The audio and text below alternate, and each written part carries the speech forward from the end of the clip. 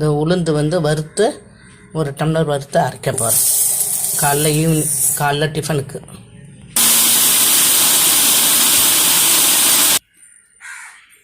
கொஞ்சம் தேங்காய் போட்டுரும். அதை அரைச்சி எடுத்துட்டேன். இப்போ இதுக்கு தேங்காய் போட்டு அரைக்க போகிறேன். இப்போ அரைச்ச தேங்காயை இதில் ஊற்றுறேன். ஒரு டம்ளர் தண்ணி ஊற்றி அரைச்சிருக்கேன். 1/4 ஸ்பூன் உப்பு போடுறோம். இது இப்போ ஒரு 1/4 மணி நேரம் அப்படியே ஊறட்டும். ஊறின பிற்பாடு நம்ம முட்டையை உடச்சி ஊற்றி தோசை ஊற்ற வேண்டியது தான்.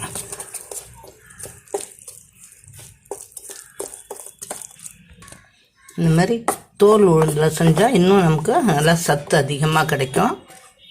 இந்த இடுப்பு வலி, முதுகு வலி, கை கால் வலி இதெல்லாம் கேட்கும். 1/4 ஸ்பூன் மிளகு போடுறோம். பொந்தா நாட்டுக்கோழி முட்டை இதில் ஒன்று உடச்சி ஊற்றுறோம். பாருங்கள், இந்த ஒரு முட்டையில் 2 மஞ்சக்கரு. பாருங்கள், இந்த கோழி முட்டையில் இந்த முட்டையில் 2 கரு இருக்குது. அது பொந்தா நாட்டுக்கோழி முட்டையும்.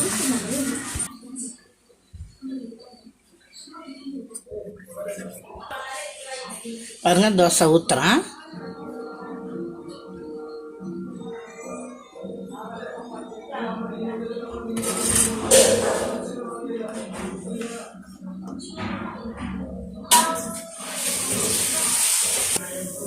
இந்த பாருங்க, தோசை திருப்பி விட்டுருக்குறேன். இப்போ திருப்புறேன்.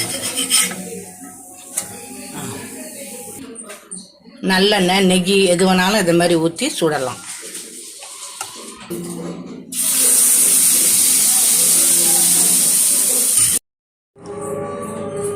பாருங்க, இந்த மாதிரி அந்த வறுத்து அரைச்ச உளுந்தில் முட்டை ஊற்றி 1 மிளகுத்தூள் போட்டு உப்பு போட்டு ஊற்றிருக்கேன். தோசை, சாம்பார், சட்னி எது வேணாலும் தொட்டு சாப்பிட்லாம். சூப்பராக இருக்கும்.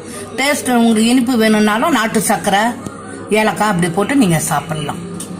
இடுப்பு, உடம்பு, கை கால் வலி, முதுகு வலி இதுக்கு எல்லாமே இது ரொம்ப சூப்பராக கேட்கும். இதுமாதிரி நீங்களும் செஞ்சு சாப்பிட்டு பாருங்கள். சப்ஸ்கிரைப் பண்ணுங்கள், லைக் பண்ணுங்கள், ஷேர் பண்ணுங்கள். தேங்க்யூ.